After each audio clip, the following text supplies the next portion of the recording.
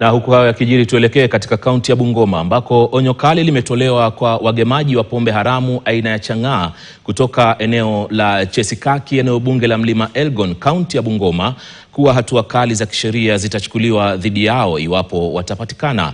Naibu wa chifu katika kata ndogo ya Chemondi, Martin Naibei, anasema kwamba idadi kuu ya vijana wamepoteza mwelekeo kutokana na ubugiaji wa pombe kiholela na kuwataka kujiepusha na hulka hiyo, huku zaidi ya lita 35 ya pombe aina ya chang'aa ikinaswa kwenye operesheni ya kuangamiza pombe hiyo.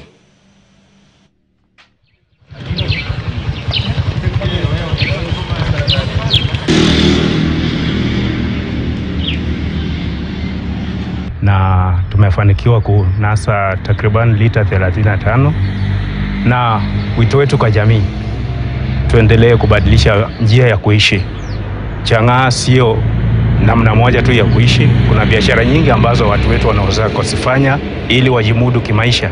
Ninashukuru wamama wamekuwa wakilalamika kwamba mabwana wao walali kwa nyumba, wengine wanakufa, wengine wameathirika. Sasa nadhani leo wamama watafurahia, mabwana watalala kwa nyumba. Vijana leo wataingia nyumbani mapema. Hatujamalizia hapo, tutaendelea tupunguze at least watu wakuwe nyumbani kwa wakati. Tumepata complaint mpaka kwa walimu wetu wa ECD, watu wameishi kwa vituo, watoto hawazaliwi, walimu wanaajiriwa na hawana kazi kwa sababu mwalimu anaenda shule, hakuna mtoto wa kufundisha. Sasa ninashukuru machiefs wetu, tushikilie hapo, tuhakikishe hii location yetu watu wanakuwa Wakristo. Tubadilishe chang'aa ikuwe chai na watu waokoke. Na tutapambana na hao watu mpaka watatuokopa, kwa sababu hii pombe haramu inaharibu watoto wetu na hata jamii yetu, watu hawana afya.